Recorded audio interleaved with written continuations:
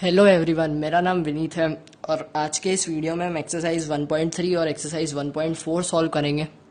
तो एक्सरसाइज 1.2 मैं पिछली वीडियो में बता चुका हूँ और एक्सरसाइज 1.1 तो हट ही गई है इस साल सिलेबस से। तो डायरेक्ट हम एक्सरसाइज अब 1.2 से चालू करा था, तो अब 1.3 से नेक्स्ट एक्सरसाइज है जो।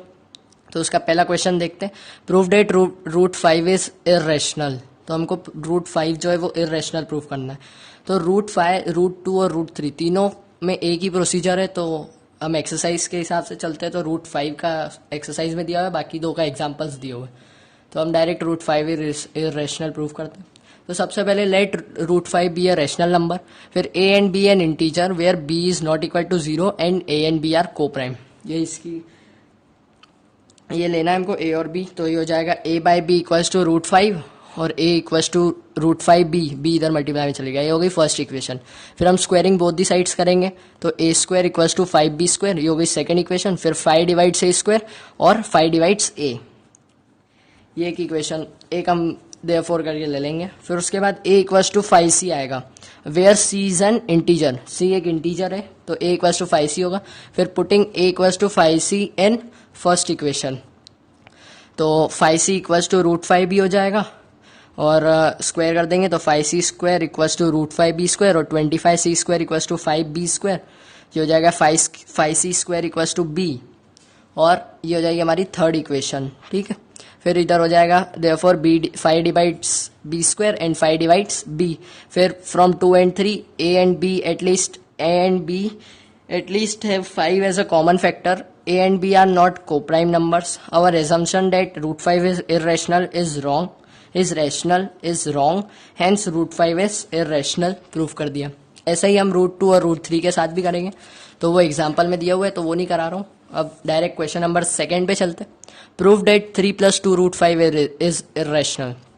तो वही करेंगे, पहले लेट 3 + 2 रूट 5 इज इर्रेशनल, फिर coprime integer a and b is not equal to 0 और ये है उसका। फिर 3 + 2 root 5 equals to a by b हो जाएगा और 2 root 5 equals to a by b minus 3। ये हो जाएगा एलसीएम लेके a minus 3b by b equals to 2 root 5। 2 को भी इधर नीचे मल्टीप्लाई में ले आएंगे, ये हो जाएगा a minus 3b by 2b equals to root 5।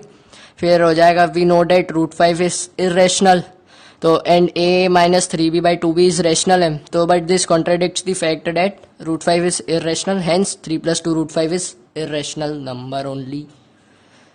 अब क्वेश्चन नंबर थर्ड पे चलते हैं, जिसका थर्ड पार्ट देखते हैं। 3 ही पार्ट है, अब 2 तो पहले के ही है, तो अब 6 + 2 रूट 5 इज इर्रेशनल प्रूफ करना है।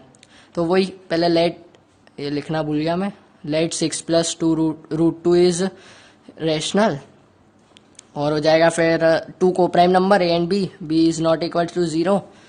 फिर 6 + 2 root 2 equals to a by b और root 2 equals to a by b minus 6। फिर इधर एलसीएम लेंगे, हो जाएगा root 2 equals to a minus 6b by b, ये फर्स्ट इक्वेशन है।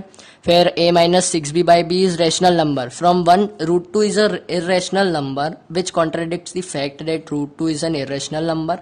अवर assumption is wrong, hence 6 + 2 root 2 is irrational number. यही वो फालतू की चीजें थ्योरी व्योरी लिखनी पड़ती है आखिरी में बताने के लिए।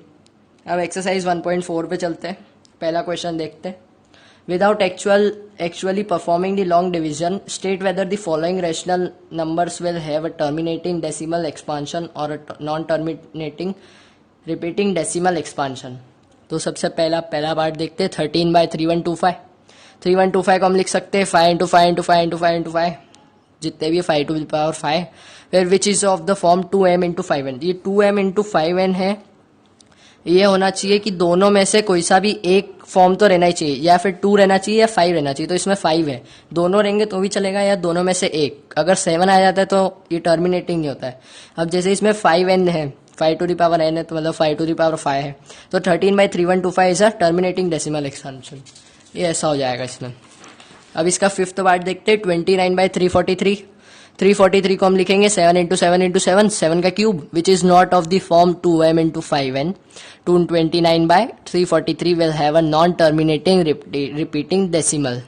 फिर इसका सिक्स्थ पार्ट देखते हैं। 23/2 to the power 3 × 5 to the power 2, ये हो जाएगा। अब ये इसमें दोनों फॉर्म है, 2 × 2 to the power m × 5 to the power n की।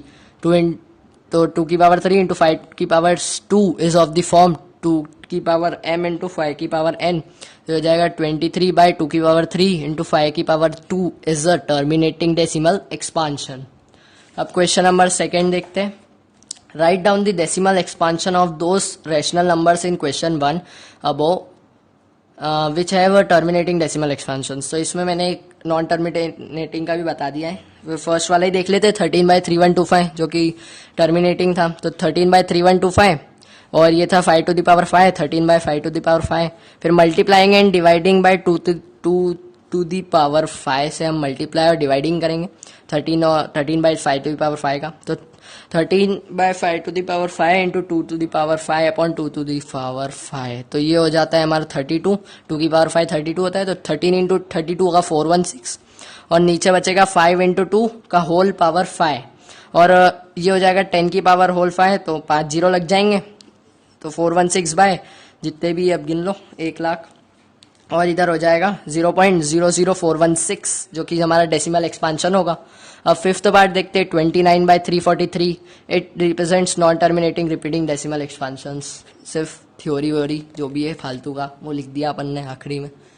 अब ये चैप्टर भी कंप्लीट हो जाता है। 2 वीडियो का चैप्टर था क्योंकि एक एक्सरसाइज जो मेन एक्सरसाइज थी वही उन्होंने हटा दी है। क्या करें अपन, सिर्फ 3 एक्सरसाइज थी तो अब खत्म हो गया ये चैप्टर भी। अब अगला चैप्टर जो है पॉलिनोमियल्स अगली वीडियो में हम देखेंगे। तो आज के वीडियो में बस इतना ही।